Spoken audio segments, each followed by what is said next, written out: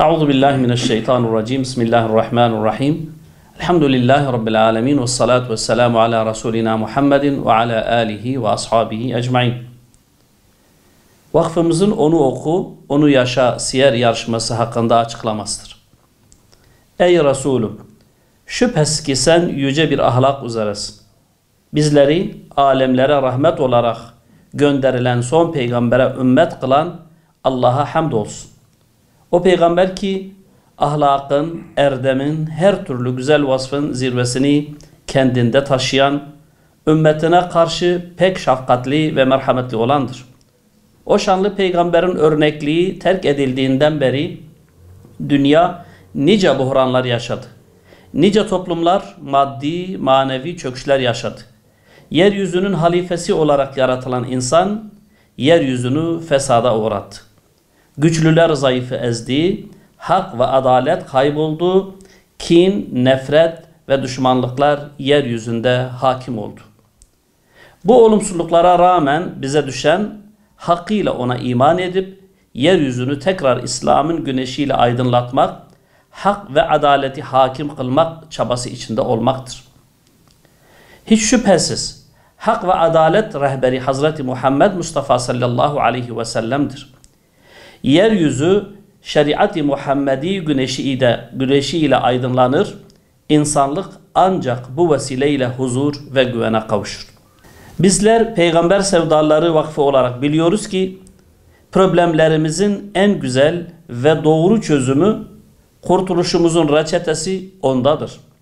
O halde tüm insanlığa bu reçeteyi sunmak için gayret etmeyi boynumuzun borcu olarak görüyor ve kendimizi insanlık için sorumlu addediyoruz. Bu sorumluluk gereğince Peygamber Sevdaları Vakfı olarak birçok çalışma ve etkinliğin yanı sıra her yıl Türkiye geneli ödüllü siyer yarışması düzenlemekteyiz. 09 Şubat 2025 Pazar günü 14.sünü gerçekleştireceğimiz bu anlamlı yarışmaya katılmaya tüm halkımızı davet ediyoruz. İnanıyoruz ki benzer çabalar çoğaldıkça meyvesini verecek ve insanlık delaletin karanlıklarından imanın nuruna kavuşacaktır. Gayemiz andolsun ki Allah'ın Resulü'nde sizin için uyulacak en güzel bir örnek vardır. Ayetinde ifade edildiği gibi ondaki örnekliği herkesin okumasını, bilmesini sağlamaktır.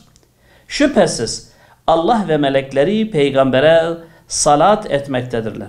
Ey iman edenler, siz de ona salat edin ve içtenlikle selam verin.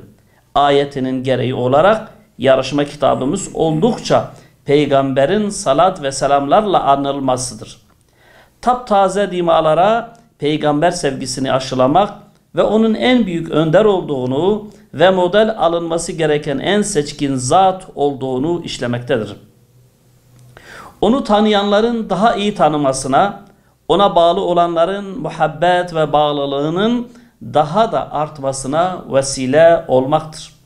Düzenlenecek olan bu anlamlı ve güzel yarışmanın hayırlara vesile olmasını ve bu etkinliğe katkı sunan herkesten Yüce Rabbimizin razı olmasını diliyoruz.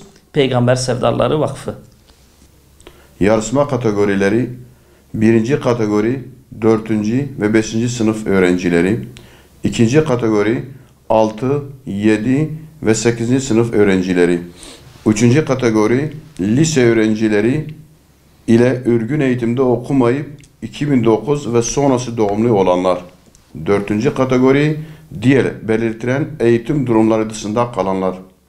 Yarışma kitapları: 1 ve 2. kategori yazar Feyzullah Zere'in Dua Yayıncılık'tan En Mükemmel Rehber Hz. Muhammed sallallahu aleyhi ve sellem adlı eser.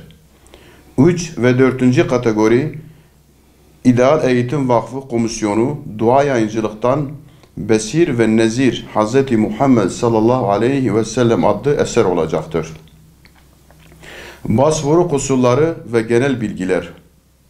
Yarışma başvuru işlemleri 11 Ekim 2024 ile 17 Ocak 2025 tarihleri arasında Peygamber Sevdaları web sayfası üzerinde yapılacaktır. Yarışmanın yapılacağı yerler ve yarışma tarihi ve saati. Yarışma Peygamber Sevdaları Vakfı belirlenen web sayfası da yayınlanacak olan yarışma merkezlerinde 9 Şubat 2025 Pazar 11 ile 12:30 saatleri arasında tek oturumda aynı anda yapılacaktır.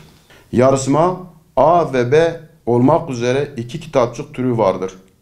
Kitapçıklarda 1 ve 2. kategori 60 soru ve 90 dakika cevaplama süresi, 3 ve 4. kategoride 75 soru 90 dakika cevaplama süresi olup puanlama 100 üzerinde değerlendirilecektir. Yarışma süresi tüm kategoriler için aynıdır. Yarışmanın ödülleri. Tüm ödüller Türkiye geneli dağıtılacaktır. 1. kategori düzüstü bilgisayar, bisiklet, tablet, akıllı bileklik, saat gibi toplamda 400 ödül. 2. kategoride düzüstü bilgisayar, bisiklet, tablet, drone ve teleskop gibi toplamda 600 ödül. 3. kategoride düzüstü bilgisayar, çeyrek altın, tablet, drone, teleskop gibi toplamda 150 ödül. 4. kategori düzüstü bilgisayar, yarım altın, çeyrek altın ve kol saati gibi toplamda 150 ödül olacaktır. Yukarıdaki ödüller haricinde 5 de ümre ödülümüz olacaktır.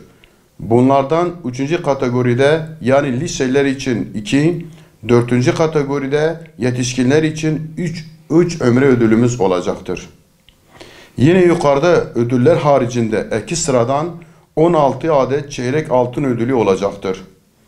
Bu ödüller şu şekilde dağıtılacaktır.